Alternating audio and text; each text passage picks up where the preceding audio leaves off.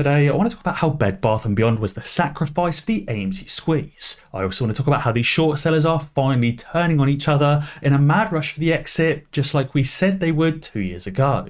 So stay tuned and let's make some money. And now I'll dive straight in with the key information. So, Not Me Fatima tweeted saying Bed Bath & Beyond has voluntarily filed for Chapter 11 bankruptcy as the sacrifice to show that DTCC holds more shares than actually exist. He says, right now we're currently watching a puzzle come together, but what other pieces are we still missing? So you may remember I've touched on this in a few of my previous videos, but this is the full list of shareholders for Bed Bath & Beyond unveiled in their bankruptcy lawsuit. Bed Bath & Beyond obviously has a float of around 400 million shares, but looking here we can see that Seed & Co holds 776 million Bed Bath & Beyond shares just on their own. This is a 46-page document of shareholders, with many shareholders holding 20,000, 100,000 shares, even more on top of that. This is Bed Bath & Beyond sacrificing themselves to finally prove in court that the float is sold multiple times over, not just in Bed Bath & Beyond, but in AMC, GameStop and other meme stocks as well. Bed Bath & Beyond was the sacrifice to finally show us the direction on how we can prove in court that synthetic shares do exist. How we can give verifiable evidence to not only the judge, but those in government and also to Adam Aaron as well. And then how the judge can call in Citadel and the DTCC or Seed & Co into the lawsuit and effectively force them to close out of their short positions. This actually links in heavily with AMC's recent set of financial statements that exposes just how many shares are held through computer share. So Guardian has titled this tweet the definition of maximum annihilation. He said as of March 31st, 2023, the average account holder of APE held in computer share possesses approximately 8,396 shares each. After the reverse split, those APE shares would convert to approximately 839 shares of AMC. Now, if you think that sounds far-fetched or that actually isn't true, this is AMC's recent financial statements. It says as of March 31st, approximately 7.9 million shares of AMC and 124 million shares of APE were directly registered with our transfer agents by 16,779 AMC shareholders and 14,852 APE shareholders. So that's an average APE shareholder having DRS'd 8,396 shares each. Now, the reason why this is very important is because after the reverse split, the float will be 140 million shares. That float is held by 3.8 million individual investors, meaning that each investor holds on average just 37 shares if the float is simply sold one time over. So we're saying that if there's no synthetic shares, each shareholder holds only 37 shares. But this data from AMC's financial statements proves that each individual APE shareholder pre-split holds 8,396 shares and post-split holds 839 shares. Again, that's just more data to prove that the AMC float is indeed sold multiple times over. And now that we've had this sacrifice, we know how to expose it. It's all well and good using sample sizes to estimate how many times the AMC float has been sold over, but now we can obtain the real proof. We can and definitely should obtain the full list of AMC shareholders, this multiple page document that shows every single share held by every single investor.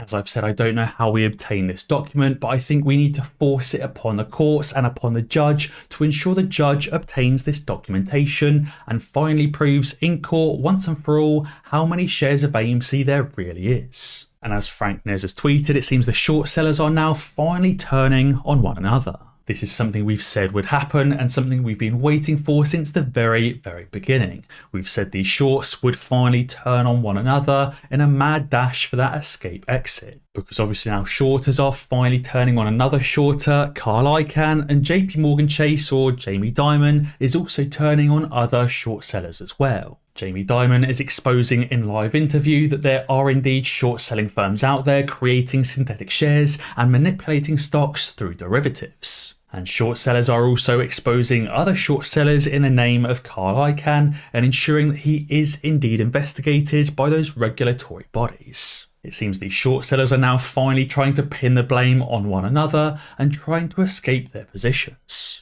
And on top of that, it seems that somebody turned on Morgan Stanley because they've just agreed to pay a fine of $875,000 for providing inaccurate securities trading information known as that blue sheet data. Now you may remember that blue sheet data is what's been requested for MMTLP, and coincidentally enough, Morgan Stanley have just been fined for providing false blue sheet data.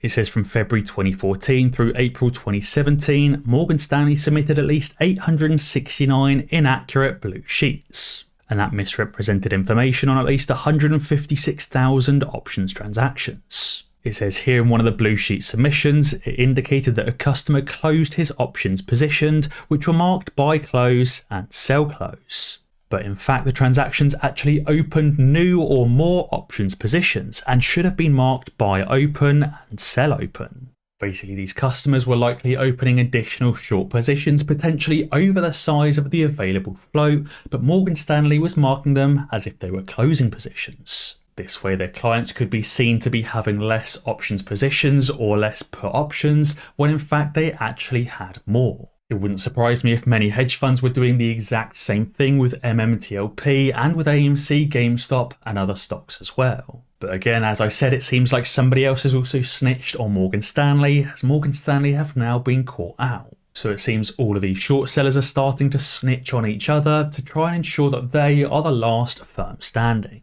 Morgan Stanley had also apparently determined that human error had actually caused those errors. They'd misreported 6,305 option trades as closing transactions when they were actually adding to their put positions, and also misreported to the SEC 102,000 option trades again as closing transactions when they were actually adding to their put positions. Again, it's annoying that so far these firms are only being fined, but it is also good to see that these hedge funds are starting to snitch on each other.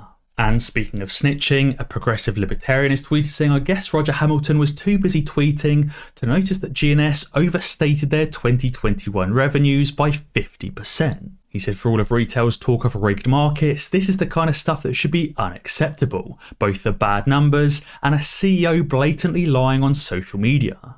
It seems that Roger Hamilton was just another one of those people trying to jump on the bandwagon and claim that his company was being synthetically shorted, when all he was trying to do was pump up the company to issue new equity or sell more of his shares. And speaking of those in the government, Senator Tammy Baldwin tweeted saying today, I met with Gary Gensler to demand that the SEC use the tools Congress gave it to better protect Main Street from Wall Street. She said big hedge funds that just care about short-term profits abuse our outdated rules to fire workers, gut companies, and leave communities devastated. She's clearly obviously hinting at short sellers trying to attack companies and effectively short and distort those companies to leave them devastated. This is more and more current senators or those running for Senate positions encouraging a further investigation into Gary Gensler and the SEC and into these hedge funds. But guys, be sure to let me know what you think down in the comments below.